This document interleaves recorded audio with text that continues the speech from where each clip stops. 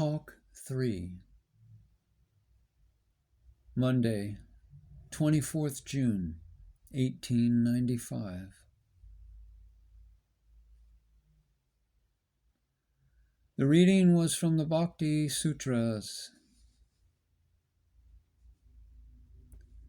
Extreme love to God is bhakti, and this love is the real immortality, getting which a man becomes perfectly satisfied, sorrows for no loss, and is never jealous, knowing which man becomes mad.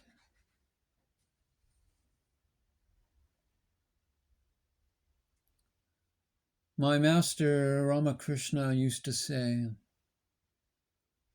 "This world is a huge lunatic asylum where all men are mad, some after money, some after women, some after name or fame, and a few after God.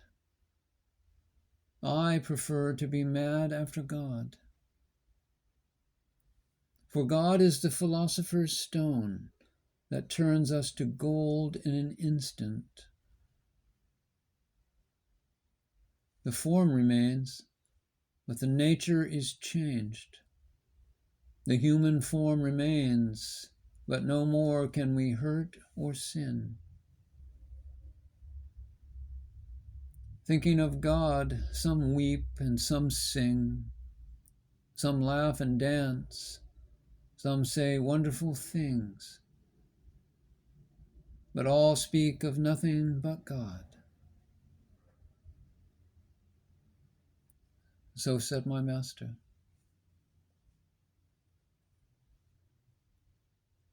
Prophets preach, but the incarnations like Jesus, Buddha, Ramakrishna can give real religion. One glance, one touch is enough. That is the power of the Holy Ghost, the laying on of hands. The power was actually transmitted to the disciples by the Master, the chain of Guru power. That is the real baptism and has been handed down for untold ages.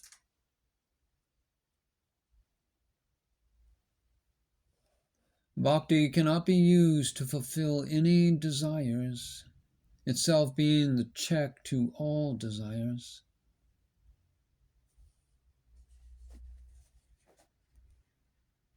So says the Bhakti Sutras. These as the signs of love. When all thoughts, all words, and all deeds are given up unto the Lord, and the least forgetfulness of God makes one intensely miserable, then real love has begun. This is the highest form of love, because therein is no desire for reciprocity, which desire is in all human love. A man who has gone beyond social and scriptural usage is a sannyasin. When the whole soul goes to God, when we take refuge only in God, then we know that we are about to get this real, unconditional love.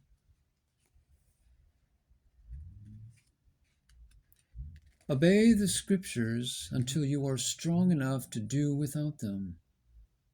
Then go beyond them. Books are not an end-all. Verification is the only proof of religious truth. Each must verify for himself.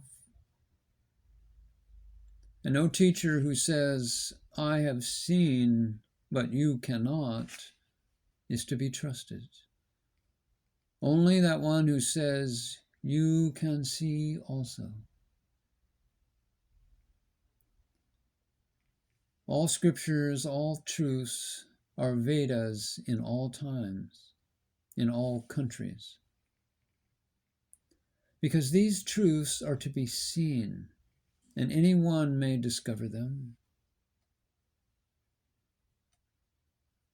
When the sun of love begins to break on the horizon, we want to give up all our actions unto God, and when we forget Him for a moment, it grieves us greatly.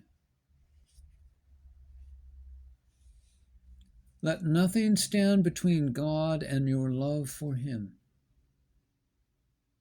Love Him, love Him, love Him. And let the world say what it will. Love is of three sorts.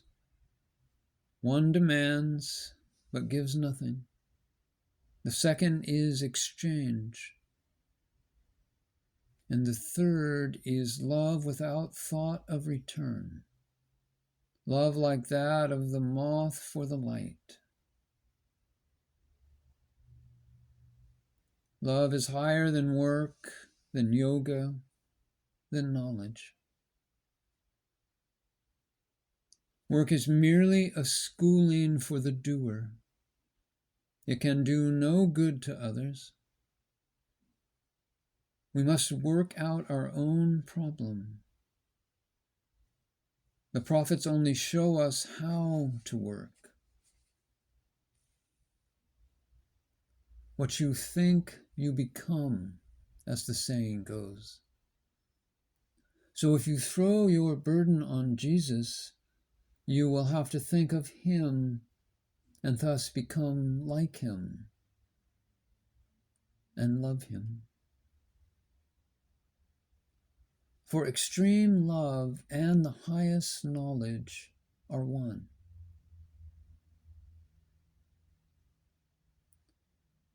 But theorizing about God will not do. We must love and work, give up the world and all worldly things, especially while the plant is tender. Day and night, think of God and think of nothing else as far as possible. The daily necessary thoughts can all be thought through God. Eat to Him, drink to Him, sleep to Him, see the Lord in all. Talk of God to others. This is most beneficial. At the mercy of God and of His greatest children, these are the two chief ways to God. For the company of these children of light is very hard to get. These gurus, 5 minutes in their sagely company will change a whole life. And if you really want it enough, one will come to you. The presence of those who love God makes a place holy. Such is the glory of the children of the Lord. They are He, and when they speak, their words are scriptures. The place where they have been becomes filled with their vibrations, and those going there feel them and have a tendency to become holy also. To such lovers there is no distinction of caste, of learning, of beauty and birth and wealth or occupation, because all are His.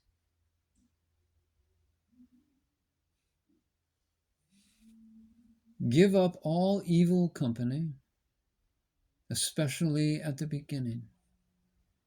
Avoid worldly company that will distract your mind. Give up all me and mine. To Him who has nothing in the universe, the Lord comes. Cut the bondage of all worldly affections. Go beyond laziness and all care as to what becomes of you. Never turn back to see the result of what you have done. Give all to the Lord and go on and think not of it.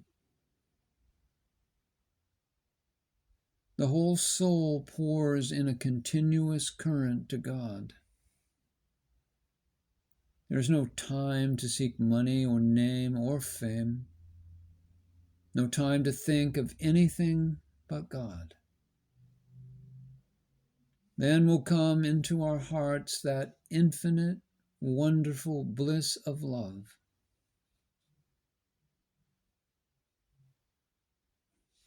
All desires are but beads of glass. Love of God increases every moment and is ever new, to be known only by feeling it. Love is the easiest of all.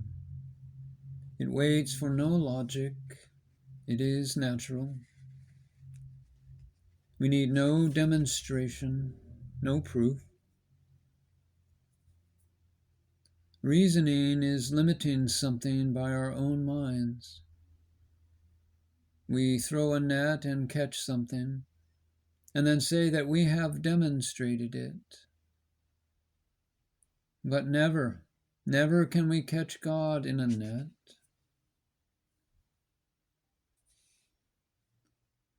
Love must be unrelated.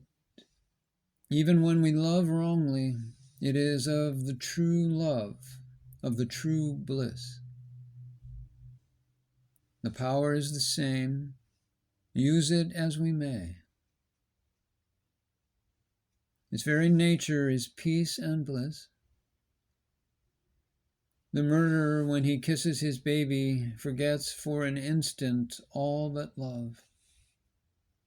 Give up all self, all egotism. Get out of anger, lust, and give all of it to God. I am not, but thou art. The old man is all gone. Only thou remainest. I am thou. Blame none. If evil comes, know the Lord is playing with you, and be exceedingly glad. Love is beyond time and space. It is absolute.